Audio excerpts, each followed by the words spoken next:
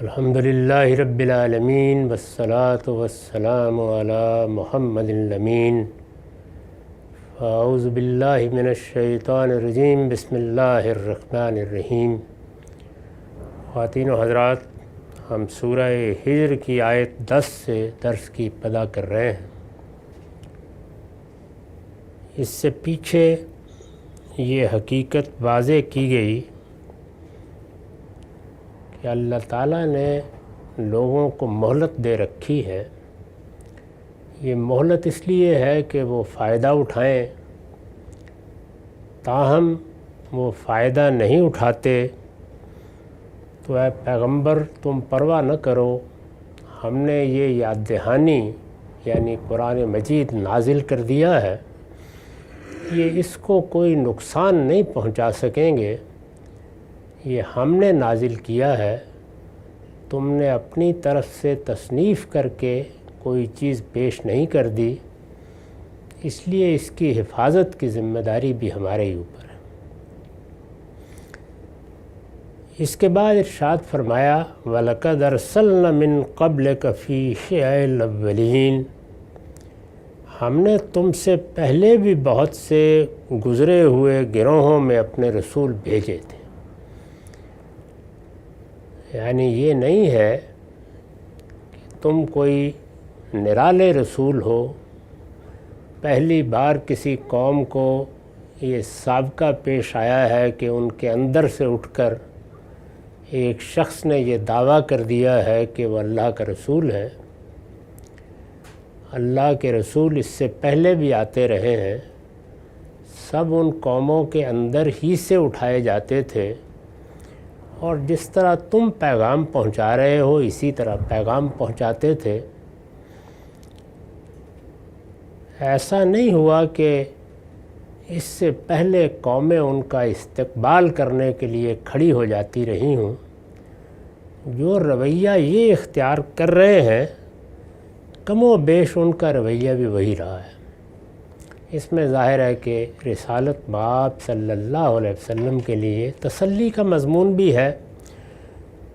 اور اصل مخاطبین کو تہدید بھی۔ تو فرمایا کہ ہم نے تم سے پہلے بھی بہت سے گزرے ہوئے گروہوں میں اپنے رسول بھیجے تھے، وَمَا يَأْتِيهِم مِّن رَّسُولٍ إِلَّا كَانُوا بِهِ يَسْتَهْزِئُونَ، ان کے پاس بھی جو رسول آیا وہ اس کا مذاق ہی اڑاتے رہے۔ یعنی ان کا رویہ بھی یہ نہیں تھا کہ سنجیدگی کے ساتھ بات سنی جائے، اس کا جائزہ لیا جائے، علم و عقل کی روشنی میں ماننا ہے تو مانا جائے، رد کرنا ہے تو رد کیا جائے۔ اللہ تعالیٰ جو مطالبہ ہم انسانوں سے کر رہے ہیں وہ یہ ہے کہ میں نے تمہیں ایک امتحان میں ڈالا ہے، یہ علم و عقل کا بھی امتحان ہے اور عمل کا بھی امتحان ہے۔ اس لیے جب بات سامنے آئے گی تو اس کو علم اور عقل کی روشنی میں سمجھنا بھی ہوگا، دیکھنا بھی ہوگا۔ بات ان تمام پہلوؤں سے سامنے لے آئی جائے گی جو انسانوں کی رعایت سے ملحوظ ہونے چاہیے۔ انسانوں میں حکماء بھی ہیں، فلاسفہ بھی ہیں، بڑے بڑے دانشور بھی ہیں، اور دوسرے علوم کے ماہرین بھی، اور ایک بڑی تعداد میں عامت الناس بھی۔ تو دونوں کا لحاظ رکھ کے بات پہنچا دی جائے گی۔ اس کے بعد ان سے توقع یہ ہے کہ جو علم اللہ تعالیٰ نے ان کو دیا ہے اور جو صلاحیت دی ہے اس کی روشنی میں وہ سنجیدگی کے ساتھ پیغمبر کی بات کو سمجھیں۔ لیکن فرمایا کہ یہ بدقسمتی ہے کہ لوگ اپنے تعصبات کی وجہ سے سنجیدگی کے ساتھ اور علم و عقل کی روشنی میں بات کرنے کے لیے تیار نہیں ہوتے۔ وہ عام طور پر کسی نئی دعوت کا مذاق ہی اڑاتے ہیں۔ وَمَا يَأْتِيهِم مِّن رَّسُولٍ إِلَّا كَانُوا بِهِ يَسْتَهْزِئُونَ، ان کے پاس بھی جو رسول آیا یعنی تم سے پہلی قوموں کے پاس وہ اس کا مذاق ہی اڑاتے رہے۔ کذالک نسلکہ فی قلوب المجرمین، ہم اپنی اس یاد دہانی کو اس طرح کے مجرموں کے دل میں اسی طرح تیر و نشتر بنا کر اتارتے ہیں۔ یعنی ہونا تو یہ چاہیے کہ ایک سلیم الطبع انسان کے دل میں یہ بات جا کر ترازو ہو جائے، دل میں اترے اور وہ یہ محسوس کرے کہ میں نے یہ جانا کہ گویا یہ بھی میرے دل میں تھا، وہ اس کو اپنی فطرت کی آواز سمجھ کر قبول کرے، اور اگر کوئی اشکال ہے، اعتراض ہے، تو سنجیدہ طالب علم کے طریقے پر اس کو موضوع بنائے۔ لیکن جب مخاطبین مجرم ہو چکے ہوں، اس میں جو لفظ استعمال کیا ہے وہ ہے فی قلوب المجرمین، یعنی مخاطبین پہ ایک صورت تو یہ ہے کہ کسی شخص نے غلطی کی ہے، جیسے کہ انسان سے غلطی ہوتی ہے، علم و عقل اور استعداد اور صلاحیت کے لحاظ سے اس کو کچھ مشکلات درپیش ہیں، وہ اپنی مشکلات سامنے رکھے گا، دائیں بائیں سے مدد لے گا، بات سمجھ میں آ جائے گی، اس کا رویہ غیر سنجیدہ نہیں ہو سکتا، استہزاء اور استخفاف کا نہیں ہو سکتا۔ وہ اعتراض کرے گا تو ایک طالب علم کا اعتراض ہوگا، بات سمجھنے کے لیے آگے بڑھے گا تو ایک سلیم الطبع انسان کا آگے بڑھنا ہوگا۔ اس کے بعد گناہ گار لوگ، یعنی انہوں نے غلطیاں کی ہیں، کوتاہیاں ہیں، لیکن احساس ندامت کے ساتھ کی، یعنی گناہ تو ہم سب سے ہو جاتے ہیں، غلطیاں اور گناہ ہوئے ہیں لیکن وہ جرم کے درجے میں نہیں پہنچے ابھی۔ اس طرح کے لوگ توجہ کے مستحق ہوتے ہیں، ان کو توجہ دلائی جائے گی، خبردار کیا جائے گا، وہ سننے کے لیے تیار ہو جاتے ہیں، سمجھنے کے لیے تیار نہ بھی ہوں تو کم سے کم استہزاء اور استخفاف کا رویہ اختیار نہیں کریں گے، یعنی مذاق اڑانا، کسی شخص کی نیت اور محرکات پر حملہ آور ہو جانا، اس سے کوئی معمولی سی لغزش ہو گئی، کوئی لفظ ناموزوں نکل گیا، اس کو افسانہ بنانا، پروپیگنڈے کا طریقہ اختیار کرنا، یہ وہ نہیں کریں گے۔ تاہم اپنے گناہوں کی وجہ سے یہ ممکن ہے کہ دین کی دعوت اور پیغمبر کا پیغام ایک حجاب کے ساتھ ان کے سامنے آئے، وہ حجاب دور ہو جائے گا۔ لیکن اگر کوئی شخص مجرم ہو چکا ہے، مجرم کا مطلب یہ ہے کہ وہ جن گناہوں میں پڑا ہوا ہے یا اس نے جو غلط آراء اختیار کی ہیں وہ اس کے تعصبات بن چکے ہیں، اس کو اپنے باطن میں معلوم ہوتا ہے کہ میں کیا کر رہا ہوں، لیکن یا انا آڑے آتی ہے، جذبات آڑے آتے ہیں، اور وہ محسوس کرتا ہے کہ یہ بات میں نے مانی تو گویا میں نے اپنے وجود کی نفی کر دی۔ بڑے سے بڑا عالم، بڑے سے بڑا مفکر اس صورتحال سے دوچار ہو جائے تو پھر وہ مجرم ہوتا ہے، اور قرآن نے یہاں یہ لفظ اختیار کیا ہے۔ تو فرمایا کہ یہ یاد دہانی یعنی قرآن، یہ یاد دہانی اگر کسی عام آدمی کے سامنے آئے گی تو وہ اس کے دل میں ترازو ہوگی، اگر وہ کسی گناہ گار کے سامنے آئے گی تو حجابات ہوں گے، دور ہو جائیں گے، اگر وہ مجرموں کے سامنے پیش کی جائے گی تو جیسے کوئی تلوار یا تیر جا کے دل میں لگتا ہے وہ یہ رد عمل پیدا کرے گی، اور یہی ہم اس سے پہلے کرتے رہے ہیں، اب بھی یہی ہو رہا ہے۔ ہم اپنی اس یاد دہانی کو اس طرح کے مجرموں کے دل میں اسی طرح تیر و نشتر بنا کر اتارتے ہیں۔ لا یؤمنون بہ، یہ اس پر ایمان لانے والے نہیں ہیں، یعنی اس طرح کے لوگ یہ کبھی ماننے کے لیے تیار نہیں ہوتے۔ یہ اس پر ایمان لانے والے نہیں ہیں۔ وقد خلط سنت الاولین، ان کے اگلوں سے یہی طریقہ چلا آ رہا ہے، یعنی یہ نئے نہیں ہیں، اس سے پہلے بھی انسانوں کے یہی رویے سامنے آئے ہیں۔ جب قومیں مجرم ہو جائیں، ان کے دانشور مجرم ہو جائیں، ان کے علماء مجرم ہو جائیں، تو پھر یاد دہانی، توجہ، تنبیہ، صحیح بات کا سامنے آنا، وہ دل میں ترازو نہیں ہوتا، تیر و نشتر بن کر چبھتا ہے، اور ایک خاص طرح کا رد عمل پیدا ہوتا ہے۔ وہ رد عمل کیا ہے؟ وہ وہی جس کو بیان کیا کہ وہ پھر مذاق اڑاتے ہیں، یعنی ان کا رویہ سنجیدہ نہیں ہوتا، ایسے راستے تلاش کرتے ہیں جس سے جس شخص نے دعوت پیش کر دی ہے اس کو باتوں میں اڑا دیا جائے، لوگوں میں اس کا استخفاف کر کے اس کی حیثیت ختم کرنے کی صحیح کی جائے۔ دنیا میں پیغمبر تو خیر اللہ کی حفاظت میں ہوتے ہیں، اور ان کے علم اور عمل دونوں کو اللہ کی تائید حاصل ہوتی ہے۔ عام مصلحین کی زندگی کا بھی اگر مطالعہ کریں تو یہی تصویر سامنے آتی ہے، یعنی کوئی ان کی غلطیاں تلاش کر رہا ہوتا ہے، کوئی ان کے عیوب چھان رہا ہوتا ہے، کوئی ایسی چیزیں تلاش کر رہا ہوتا ہے جہاں سے حملہ کر کے لوگوں کو باور کرایا جائے کہ یہ راستہ تمہارے جانے کا نہیں ہے۔ تو استہزاء اور استخفاف، یہ جو قرآن لفظ استعمال کرتا ہے، یہ اصل میں اس پوری ذہنیت کی نمائندگی کرتا ہے جو سامنے آتی ہے۔ تو ارشاد فرمایا کہ یہ کوئی نئی چیز نہیں، ان کے اگلوں سے یہی طریقہ چلا آ رہا ہے۔ وَلَوْ فَتَحْنَا عَلَيْهِمْ بَابًا مِّنَ السَّمَاءِ فَظَلُّوا فِيهِ يَعْرُجُونَ، ہم ان پر آسمان کا کوئی دروازہ کھول دیتے جس میں یہ چڑھنے لگتے، لَقَالُوا إِنَّمَا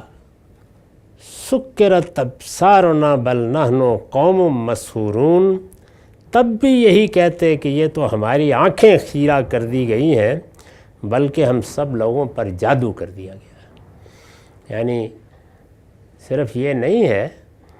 کہ یہ بار بار کہتے ہیں کہ کوئی نشانی دکھائیں تب مانیں گے، ہم اگر یہ بھی کر ڈالتے، یعنی اگر دل مجرم ہے اور بات کو سمجھنے کے راستے میں انانیت رکاوٹ ہے،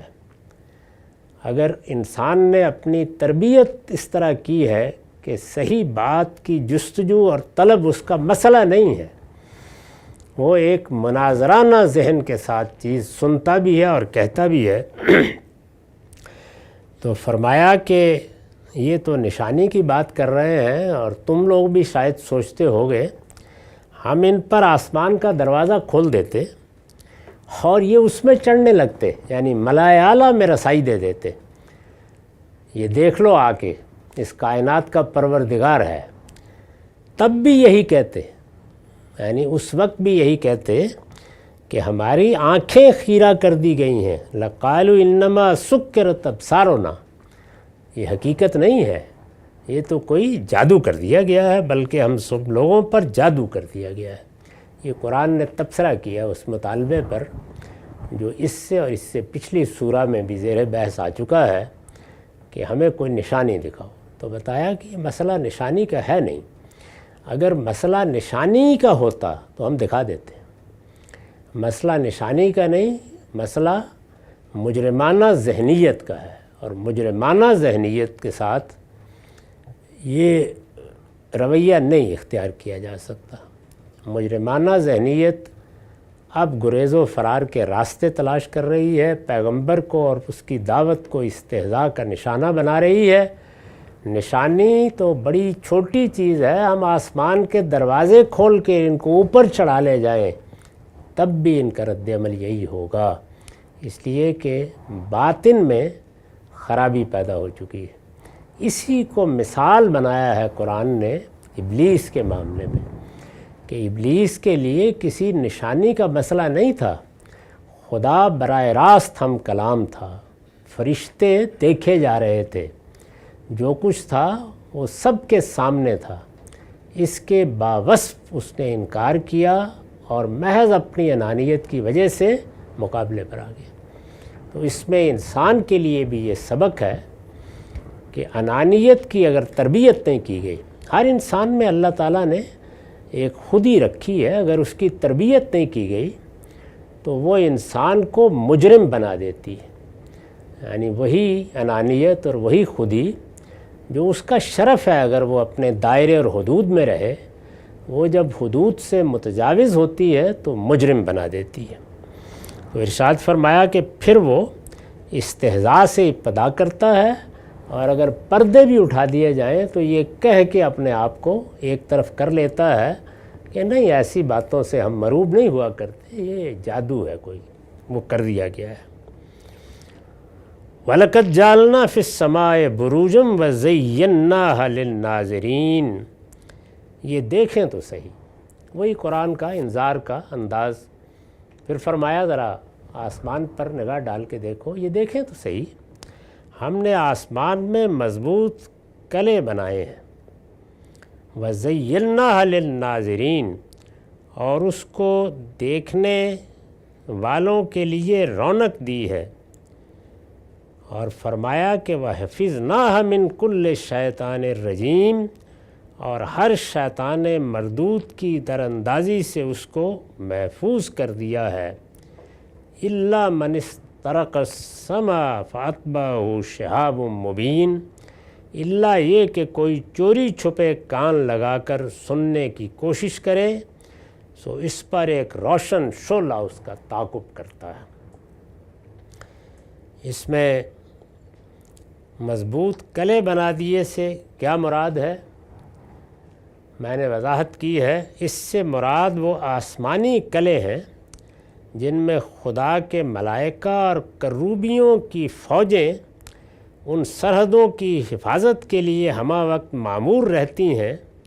جن سے آگے کسی جن یا انسان کو بڑھنے کی اجازت نہیں ہے۔ قرآن مجید نے یہ کئی پہلوؤں سے خبر دی ہے، یعنی اللہ تعالیٰ نے اس دنیا میں جو مخلوقات پیدا کی ہیں، یعنی باشعور مخلوقات، ایک تو جانور ہیں جن کو اس سطح کا شعور نہیں دیا گیا، ایک جبلی نوعیت کا شعور ہے جس سے وہ اپنی حفاظت کرتے ہیں، اپنے بچوں کی پرورش کرتے ہیں، کھانے پینے کا بندوبست کرتے ہیں۔ لیکن عقلی شعور، اخلاقی شعور اور حس جمالیات جو انسان کا خصوصی امتیاز ہے، وہ جن مخلوقات کو دی گئی ہے ان میں ایک تو ہم انسان ہیں، دوسرے جنات ہیں، تیسرے فرشتے ہیں۔ ارادہ و اختیار دیا گیا ہے اور ایک بڑی شخصیت اللہ تعالیٰ نے عطا فرمائی۔ فرشتوں کو اللہ تعالیٰ نے اس عالم کا نظم چلانے کے لیے منتخب کر لیا ہے، یعنی یہ پوری کائنات ظاہر ہے کہ ایک غیر معمولی کائنات ہے، غیر معمولی کے الفاظ بلکہ کوئی بھی الفاظ اس کی وسعتوں کا احاطہ نہیں کر سکتے۔ اب ہمیں سائنسی طور پر جو معلومات حاصل ہوئی ہیں وہ محیر العقول ہے۔ یہ دنیا کتنی بڑی ہے، یہ کائنات کتنی عظیم ہے، یہ زمین پر رہنے والے ہم جب اس کائنات کے حوالے سے اپنے آپ کو دیکھتے ہیں، یہ زمین کو دیکھتے ہیں، تو یہ تو گویا چونٹی کے منہ میں ایک ذرے سے بھی حقیر ہے۔ نوری سالوں پر پھیلے ہوئے فاصلے ہیں اور ایسی ایسی کہکشانیں ہیں کہ ان میں اربوں کی تعداد میں اس طرح کے سیارے اور ستارے ہیں جیسے ہماری یہ زمین ہے، اربوں کی تعداد، یعنی انسان گن نہیں سکتا، ہمارے سارے اعداد اور تصورات ختم ہو جاتے ہیں۔ اتنی بڑی کائنات ہے، اس کائنات میں اللہ تعالیٰ جس مخلوق کے ذریعے سے اپنے معاملات نازل کرتے ہیں وہ فرشتے ہیں۔ یہ جگہ جگہ بتا دیا گیا ہے، اور یہ بتا دیا گیا ہے کہ ان کو کوئی ذاتی اختیار نہیں دیا گیا، وہ اللہ کے احکام کی تنفیذ کرتے ہیں اور اس کے عاجز بندوں کی طرح یہ تنفیذ کرتے ہیں۔ اس کے لحاظ سے ان کو ملائے اعلیٰ کے میں خاص حد تک رسائی بھی دی گئی ہے، یعنی وہ اس جگہ تک جاتے ہیں جہاں سے ان کو اللہ تعالیٰ کی ہدایات ملتی ہیں، اس کے احکام ملتے ہیں۔ اگر قرآن مجید کی روشنی میں دیکھا جائے تو غالباً وہ سدرۃ المنتہا ہے، یعنی وہ جگہ جہاں سے آگے پھر کسی کی رسائی نہیں ہے۔ اس کے بعد جنات ہیں۔ جنات فرشتوں کے قریب کی مخلوق ہیں، جس طریقے سے وہ غیر مرئی ہیں اسی طرح وہ غیر مرئی ہیں، جس طرح وہ تمثل اختیار کر لیتے ہیں اور کسی بھی صورت میں نظر آ سکتے ہیں، وہی چیز ان میں بھی ہے، تاہم ایک فرق کے ساتھ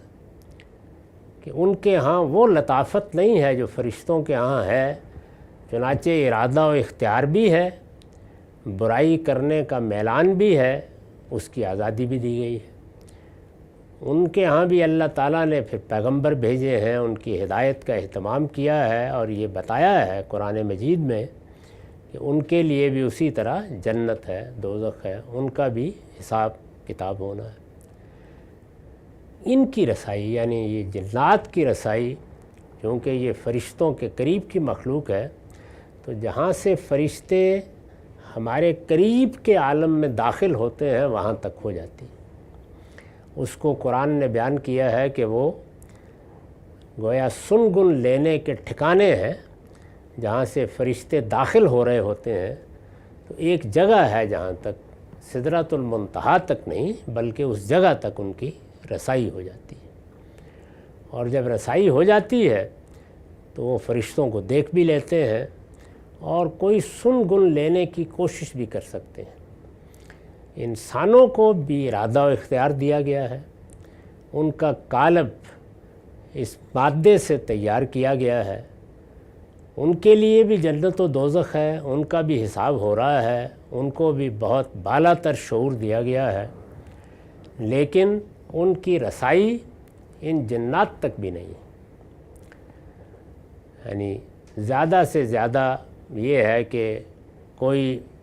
واہمے کا رب پیدا کر لیا جائے۔ اس طرح کی رسائی نہیں ہے کہ میں آپ جب چاہیں ان سے ملاقات کر لیں۔ اس طرح سے اللہ تعالیٰ نے قرآن مجید میں ان مخلوقات کے حدود بتائے ہیں۔ اس میں جب یہ اوپر کی طرف جاتے ہیں تو جنات سے اگر انسان کچھ اچک لینے کی کوشش کریں اور جنات اوپر سے کوشش کریں تو ایسی جگہ موجود ہے کہ پھر وہاں سے ان پر سنگباری ہو جاتی ہے، اس سے آگے نہیں بڑھ سکتے۔ اس طرح قرآن مجید نے یہ جو نظم ہے پورا، اس کے بارے میں ایک تصویر بتائی ہے کہ یہ صورتحال ہے، یعنی گویا سرحدوں کے قریب تک جنات چلے جاتے ہیں لیکن اس سے آگے کسی کے لیے جانے کا امکان نہیں ہے۔ نہ کوئی ملائے اعلیٰ تک رسائی حاصل کر سکتا ہے، نہ کوئی جد و جہد کر کے اللہ تعالیٰ سے یا اس کے فرشتوں سے تعلق پیدا کر سکتا ہے،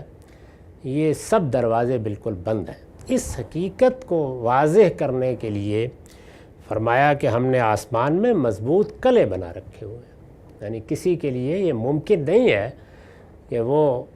کہیں تپسیا فرمائے، کوئی ریاضت کرے اور پھر کھل جائیں دروازے، کوئی امکان نہیں اس بات کا۔ آسمان میں مضبوط قلعے بنائے ہیں اور اس کو دیکھنے والوں کے لیے رونق دی ہے، یعنی وہ قلعے تمہیں نظر نہیں آتے، ہم نے آسمان کو ایسے کمکموں سے جگمگا دیا ہے کہ تمہاری توجہات کا مرکز وہی بن جاتے ہیں، تو وہ قلعے تمہاری رسائی سے باہر ہیں۔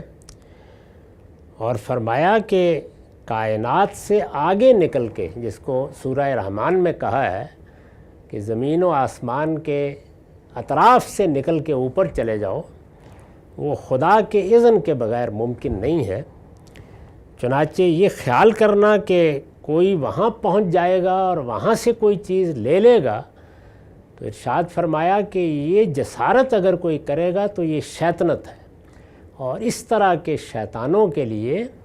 ہم نے وہاں سنگباری کا انتظام کر رکھا ہے۔ اب اس تفصیل کی روشنی میں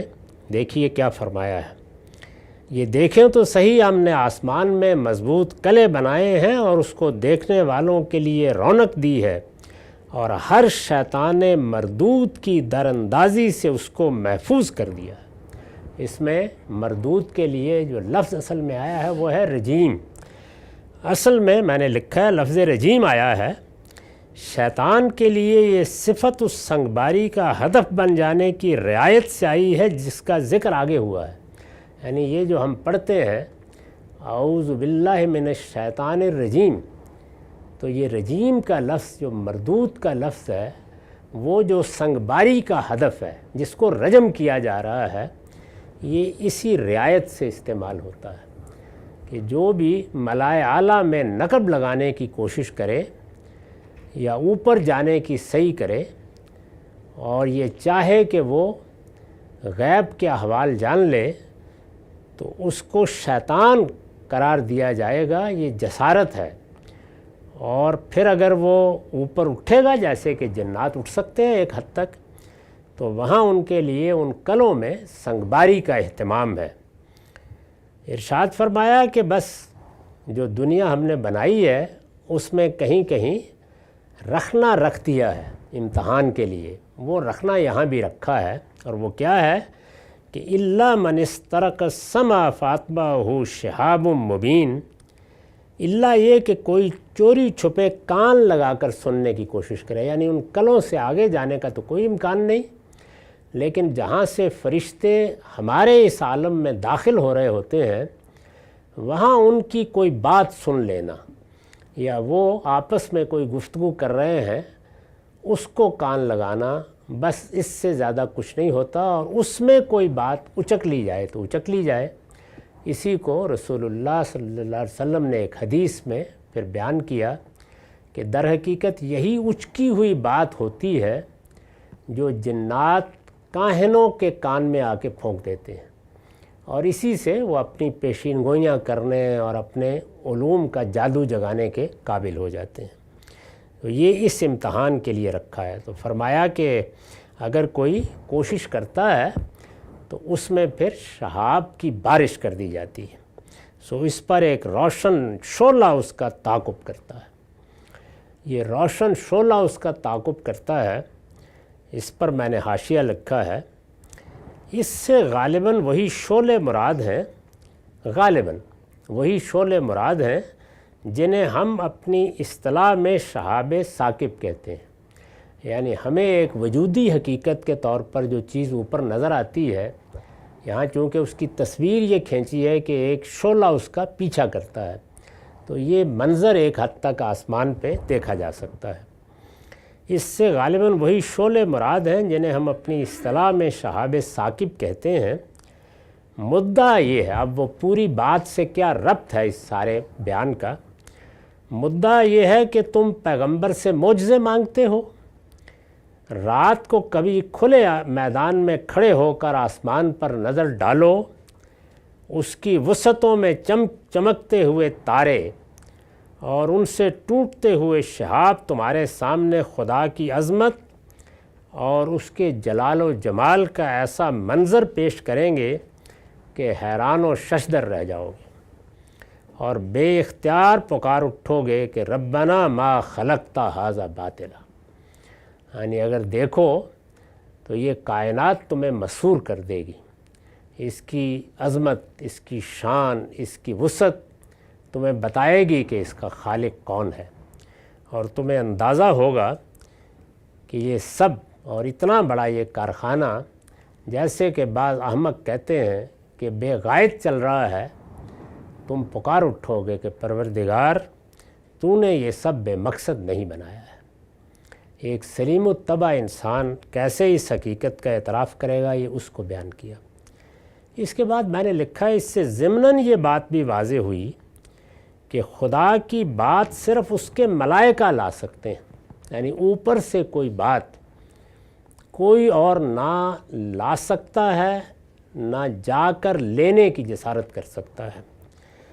اس کے ملائکہ لا سکتے ہیں، اسے کوئی جن یا انسان زمین سے صعود کر کے یعنی اوپر اٹھ کر، خواہ وہ اپنے مراقبوں اور ریاستوں کے ذریعے سے اوپر اٹھنے کی کوشش کرے اور خواہ وہ جنات کی طرح پرواز کرے، اسے کوئی جن یا انسان زمین سے صعود کر کے اور ملائے اعلیٰ کے حدود میں داخل ہو کر اپنے طور پر حاصل نہیں کر سکتا۔ اس کی قرآن نے سختی کے ساتھ نفی کر دی ہے۔ چنانچہ جو کاہن بہت سے کہانت کا کاروبار کرنے والے دعوے کرتے ہیں، جوگی، عامل اور صوفی اس کے دعوے کرتے ہیں، وہ سب فریب نفس پہ مبتلا ہیں۔ ان کے علوم اور ذرائع سب زمینی ہیں اور ان کی مدد سے وہ اتنا ہی جان سکتے ہیں جتنا زمین کے حدود میں پہنچا دیا گیا ہے، یعنی کوئی رسائی کی صورت ہی باقی نہیں ہے۔ کجا یہ کہ اس کے امکان کو کسی بھی درجے میں تسلیم کر کے مشاہدات پر مبنی کوئی نظام فکر بنایا جائے اور پھر اس کا پیوند خدا کے دین کے ساتھ لگایا جائے، اس کا کوئی امکان ہی نہیں۔ اقول قولی ھذا واستغفر اللہ لی ولکم ولسائر المسلمین۔